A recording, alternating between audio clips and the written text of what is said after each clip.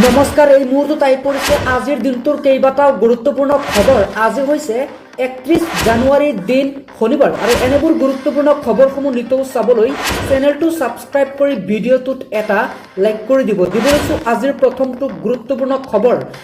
মুখ্যমন্ত্ৰী হিমন্ত বিশ্ব শৰ্মাৰ বিৰুদ্ধে দিল্লীত এফআইআৰ দাখিল কৰা হৈছে। হিমন্ত বিশ্ব শৰ্মাৰ বিৰুদ্ধে দিল্লীত এজাহাৰ দাখিল কৰা হৈছে। এই মুহূৰ্তত জনাইছো এটা ব্ৰেকিং নিউজ। ৰাজ্যৰ মুখ্যমন্ত্ৰী গৰাকীৰ বিৰুদ্ধে ঘৃণামূলক ভাষণ দিয়াৰ এক ডাঙৰ অভিযোগ উত্থাপন কৰিছে লেখক সমাজকৰ্মী হৰ্ষ মান্দাৰে দাখিল কৰিছে এফআইআৰ। তিনিচুকীয়াত মিয়াৰ বিৰুদ্ধে মুখ্যমন্ত্ৰীয়ে মন্তব্য কৰিছিল আৰু সেই মন্তব্যৰ অভিযোগত এতিয়া থানাত এজাহাৰ দাখিল কৰা হৈছে মুখ্যমন্ত্ৰীৰ বিৰুদ্ধে। দিল্লীত সৌজা থানাত জাৰি কৰা হৈছে এজাহাৰ। মিয়াক কষ্ট দিম বুলি মন্তব্য কৰিছিল হিমন্ত বিশ্ব শৰ্মা আৰু এই মন্তব্যৰ পিছতে সৃষ্টি হৈছিল অসমত এক বিতৰ্ক। পৰৱৰ্তী খবৰ, বিজেপিক ভোট নিদিবলৈ অনুৰোধ কৰিছে একাংশ ৰাজবংশীসকলে। বিজেপিক বৰ্জন কৰিব লাগে। 2026ত বিজেপিক ভোট নিদিয়ে কোচ ৰাজবংশীসকলে। বিজেপিৰ প্ৰতি বিশ্বাস নাইকিয়া হৈছে এতিয়া আক্ৰাচুসকলৰ। এইবাৰ বিজেপিক ভোট নিদিবলৈ আহ্বান জনাইছে কোচ ৰাজবংশীসকলে। পৰৱৰ্তী খবৰ, নিৰ্বাচন আয়োগলৈ কঠোৰ নিৰ্দেশনা জাৰি কৰিছে সৰ্বোচ্চ ন্যায়ালয়ে। নাম কৰ্তন হোৱা ভোটাৰৰ তালিকা ৰাজহুৱা কৰিব লাগে। নিৰ্বাচন আয়োগলৈ এইবাৰ সময়সীমা বান্ধি দিছে ন্যায়ালয়ে। যিসকলৰ নাম ভোটাৰ লিষ্টৰ পৰা কৰ্তন কৰা হৈছে তেওঁলোকৰ নাম ৰাজহুৱা কৰিব লাগে। কৰ্তন হোৱা প্ৰতিগৰাকী ভোটাৰৰ নাম ৰাজহুৱা কৰিব লাগে। 1,16 লাখ ভোটাৰৰ নাম ৰাজহুৱা কৰিব লাগিব নিৰ্বাচন আয়োগে। নিৰ্বাচন আয়োগক কঠোৰ নিৰ্দেশনা জাৰি কৰিছে সৰ্বোচ্চ ন্যায়ালয়ে। মিয়া শ্ৰমিক নহয়, অসমৰ ল'ৰাসকলে কাম কৰিবলৈ দিয়ক। মিয়া শ্ৰমিক মুক্ত অসম গঢ়াৰ আহ্বান জনাইছে মুখ্যমন্ত্ৰীয়ে। মিয়া শ্ৰমিক মুক্ত অসম গঢ়াৰ এই হুংকাৰ দিছে মুখ্যমন্ত্ৰীয়ে।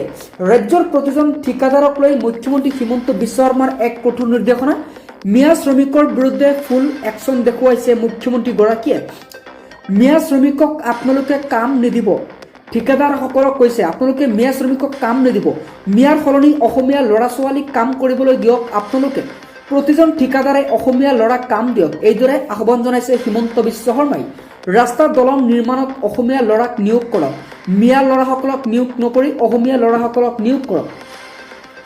মাজুলীৰ দলং নিৰ্মাণত মিয়াক লৈ গৈছিল। বগীবিল দলং নিৰ্মাণতো এজনো মিয়া নাছিল। বগীবিল দলংখনো থলুৱা মিচিং যুৱকে নিৰ্মাণ কৰিছিল। পৰৱৰ্তী খবৰ, এছাৰ প্ৰসংগক লৈ এইবাৰ মহানগৰীত এক ভয়ংকৰ উত্তাল প্ৰতিবাদ দেখিবলৈ পোৱা গৈছে। কংগ্ৰেছে কঁপাইছে চঞ্চল। দেশ কঁপোৱা এছাৰ প্ৰসংগক লৈ মহানগৰীত এইবাৰ বিৰোধীৰ প্ৰতিবাদ দেখিবলৈ পোৱা গৈছে। মন গ'লেই কাৰো ভোট কৰ্তন কৰিব নোৱাৰিব বিজেপি চৰকাৰ অথবা হিমন্ত চৰকাৰে। ৰাজ্যত যিহেতু চলিছে এছাৰ আৰু এই এছাৰৰ বিৰুদ্ধে মাত মাতিছে এইবাৰ কংগ্ৰেছে। শ শ সংখ্যালঘু ভোটাৰেৰে নোটিছ লাভ কৰাৰ পাছতেই এই প্ৰতিবাদ সাব্যস্ত কৰিছে। চঞ্চলৰ প্ৰতিবাদস্থলীত শতাধিক বিৰোধী ঐক্যমঞ্চৰ দল। প্ৰতিবাদকাৰীক নিয়ন্ত্ৰণ কৰিবলৈ আৰক্ষীৰ দল মোতায়েন কৰা হৈছে।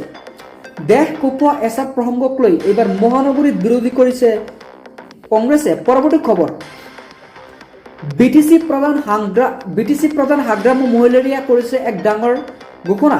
তেওঁ ক'লে বিটিচিত কোনো প্ৰকাৰেই এছাৰ প্ৰক্ৰিয়া নহ'ব।